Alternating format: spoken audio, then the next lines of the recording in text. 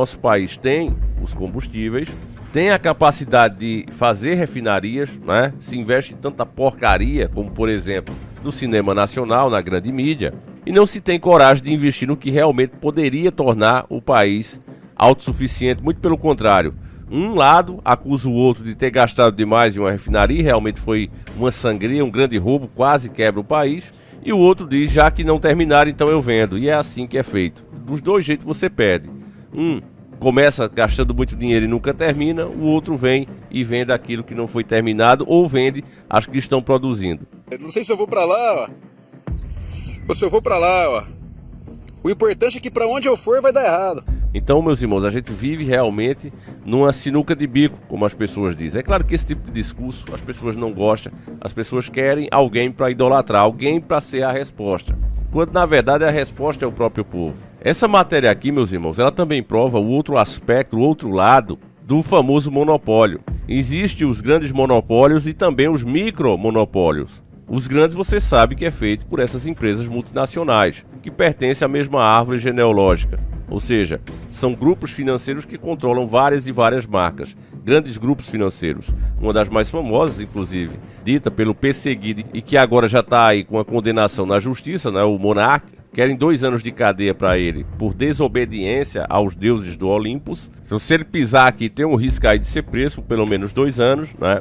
Mas o Monark falou muito do BlackRock, né, que é um grupo, grande grupo aí, que controla o capital de muitas multinacionais, as empresas internacionais gigantescas. E esses grupos, meus irmãos, eles determinam quem cresce e quem não cresce. Mas, assim como existem esses grandões, existem os pequenos da sua cidade. Os donos de postos, por exemplo, aqui na minha cidade de Caruaru, eles fazem uns quartéis.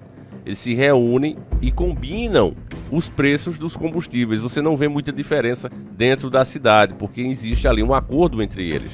É claro que isso não é oficial, né? É claro que eu não posso provar, mas as pessoas que convivem com essas pessoas aqui dizem abertamente, se você perguntar.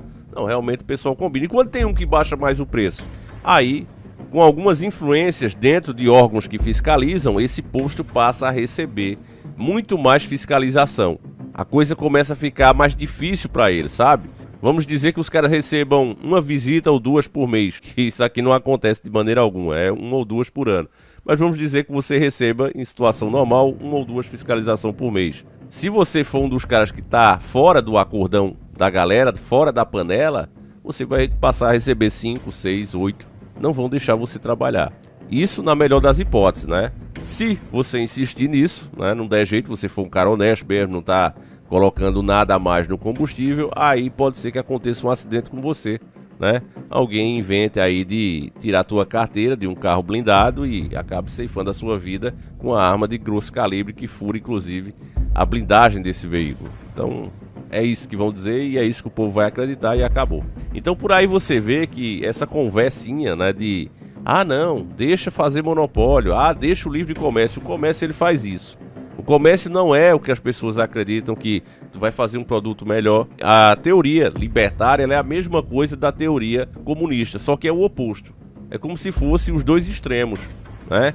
Enquanto um diz, vamos arrecadar e dividir para o povo tudo isso que for arrecadado na teoria, que não acontece assim. Quem arrecada passa a ser o dono e tratar os outros como escravos. O outro lado diz, não, deixa tudo aí à vontade, não cria regra nenhuma, porque o mercado se autorregula com oferta e demanda, com competição. E não acontece isso, porque as pessoas que têm um pouco mais, elas começam a sabotar e boicotar as outras menores. E é por isso que sempre houve a necessidade de um Estado, porque desde o começo dos tempos que é assim. O cara que tem mais força, ele quer obrigar o que é mais fraco a fazer o que ele quer. Então, por isso, meu irmão, que todo nacionalista, você vai ver que ele não é nem de esquerda nem de direita, porque ele sabe que precisa ter um equilíbrio entre as coisas. Hoje o sistema está adorando a polarização que existe, porque é isso, é nós contra nós mesmos. Aqui agora, né, o dono do posto, eu peguei essa matéria por conta disso, né? Porque veja, é um posto lá no Ceará. É bom para quem mora lá, mas para mim que mora aqui em Pernambuco, você que está em São Paulo, Rio, está espalhado aí pelo Brasil e o mundo, qual é a diferença que faz se algum posto diminui 20 centavos no combustível? Não faz diferença para nós, né? Até porque isso aqui não vai viralizar, pode ter certeza. Agora, o que é que leva, né, o combustível ser tão caro, que é o primeiro problema? Porque um país que tem o seu próprio combustível, importa esse combustível e depois compra de volta o produto refinado. É um absurdo a maneira que é feita. E é feita assim propositalmente para enriquecer os donos do ouro lá de fora. E você vê que entra um, sai outro e continua a mesma coisa. Na outra gestão, o cara deu isenção dos impostos. Então o que é que aconteceu na prática? Baixou o combustível dentro do país, baixou. Mas aí os governos pararam de arrecadar com a venda de combustível, ou seja, as consequências pela venda desse combustível, a pessoa usando o carro, rodando ali nas ruas, entrando menos imposto, ou quase nenhum.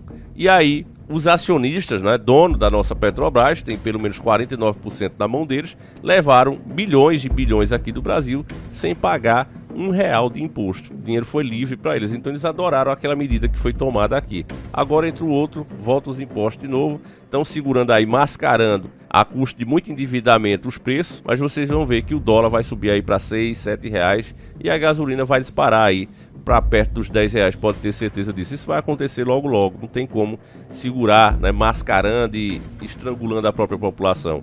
População estrangulada, uma pessoa estrangulada, óbvio que ela vai respirar menos, então é só esperar, né? É aquela história que a gente sempre disse. O povo não perde por esperar, né? As pessoas iludidas e enganadas, elas não vão perder por esperar, pode ter certeza, meus irmãos. E aí, infelizmente, a gente tem que vir ser os caras chatos e dizer, nós avisamos.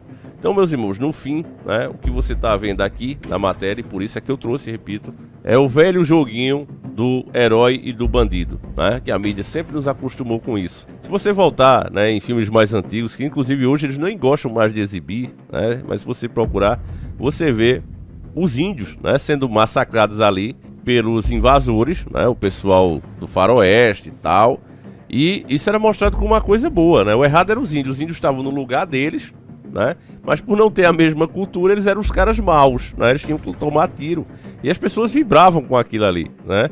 Quer dizer, estavam invadindo a terra dos caras, eliminando a vida deles, e os filmes ainda romantizavam, mostravam eles como os errados. Então veja, meu irmão, que o poder da mídia ele é muito grande. E quando eles fazem uma matéria dessa aqui, né, a pessoa que olha só pra frente, ela vai dizer, olha, tá vendo, se os donos de postos quisessem ajudar também e acabar lucrando mais, vendendo mais, era só baixar um pouco o lucro, né, e vai ganhar na demanda.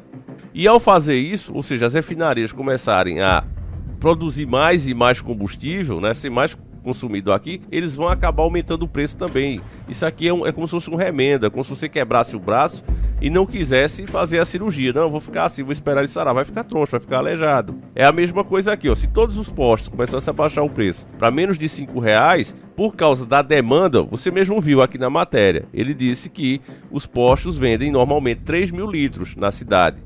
Ele passou a vender 20 mil litros. Então veja, uma demanda muito maior. Para todos os outros postos baixarem o preço para ficar igual com ele, começarem a vender 20 mil litros também, né? Vamos dizer, as pessoas veem o preço mais baixo, aí para de usar o carro 1.0, vai usar um 2.0. O cara que tem uma moto sem cilindrada agora quer uma 250, porque o combustível está mais em conta. Então vai aumentar o quê? A demanda. E é o que é que eles dizem quando aumenta a demanda? Tem que aumentar o preço, porque senão vai faltar. É isso que eles vão dizer. Então, meu irmão, não adianta criar esses paliativos. Ou você encara o problema de frente, né?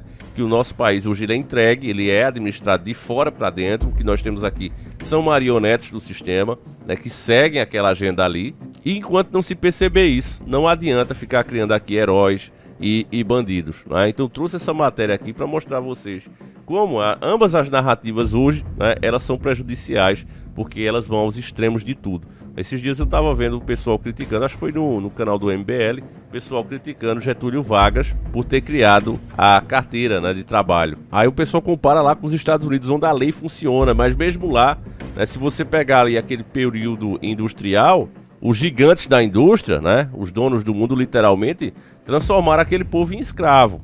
Dizendo, olha, aqui eu pago isso e você tem que trabalhar 14, 16 horas por dia. O cara mal dormia e muitos faleceram ali naquela jornada de trabalho, né? Agora, se acontecesse isso lá, um país onde as leis funcionam, como seria aqui no Brasil? Aí a CLT hoje, ela tira mais empregos do que arruma? Com certeza. Pode ter certeza disso aí. Ela hoje impede as pessoas de contratarem. Agora o problema não é a CLT existir. É as coisas que foram acrescentando nela. É o que está acontecendo, por exemplo, com as nossas leis geral, né? A nossa instituição. Estão fazendo um monte de emenda todo ano. É mais e mais emenda, né?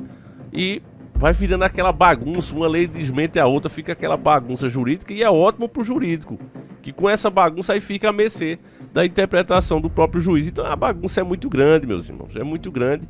E resumindo, a grande culpa de tudo isso é a maldita polarização que, para piorar ainda mais o nosso futuro, ela só tende a se intensificar nos próximos dias. As pessoas passarão a odiar aqueles que discordam delas, aqueles que apresentam isso, né? Aí você vai levar nome de isentão, de que você é do outro lado, dependendo do momento, né? Que você dizer, não, essa lei aí é boa. Ah, então você é um vagabundo, apoia o cara. Ou você dizer, não, essa lei é contra. Ah, você é vagabundo porque é contra. Vai acontecer isso. Eu vejo, inclusive, em alguns comentários, principalmente de quem não acompanha o canal regularmente, a pessoa tentando enquadrar, né? Colocar a gente, classificar como esquerdas ou direitas da vida, quando na verdade a única coisa que a gente defende é a moral, os bons costumes, o direito da população a se defender, né? E que de fato seja feito o que a maioria escolher, o que hoje não rola, né? As próprias eleições, para mim, hoje elas já não são mais democráticas, porque se você cria, né, a obrigatoriedade de existir representatividade de grupos que não tem número suficiente para eleger um candidato,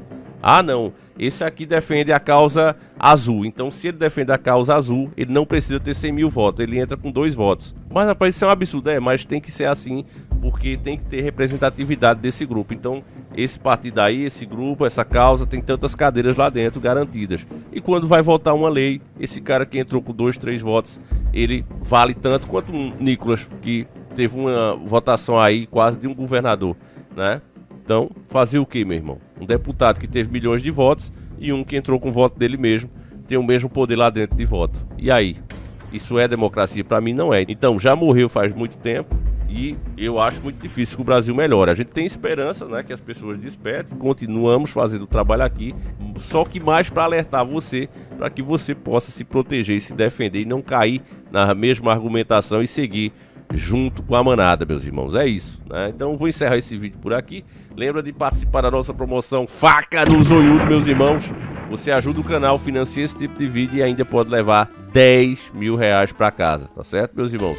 Participa, link aí no Instagram e no Telegram, você compra o nosso produto lá, né? Baixa ele para você imprimir. Teve até um escrito, cadê o selo que não chega na minha casa? De que é só você baixar, meu irmão, e imprimir ele, né? Um produto digital. Aí quando você faz o pagamento, fica cadastrado automaticamente no site e você passa a participar do sorteio de 10 mil reais, tá certo, meus irmãos? É isso. Na intenção de ajudar, o ajudado pode ser você e quem sabe é esse valorzinho aí que você tá precisando para dar aquele empurrãozinho na sua vida ou até mesmo comprar as passagens para dar no pé dessa nação aqui, porque tem alguns lugares que essa situação terrível vai demorar mais para acontecer. Tá certo, meus irmãos? O Brasil hoje ele tem um grande alvo em cima dele, porque ele está sendo dominado de dentro para fora e de fora para dentro. A gente recebe as ordens de fora e os nossos que estão aqui dentro, que deveria, né, fazer o oposto para proteger a nação e os brasileiros, eles fazem o contrário. Eles recebem a ordem lá de fora e aplicam aqui, mesmo que isso prejudique a nação e o povo. Enfim, meus irmãos, é uma dominação completa. Não há pior derrota do que aquela que você não luta, né? Enfim. Fiquem com Deus, meus irmãos, um abraço e a gente segue juntos. Fui!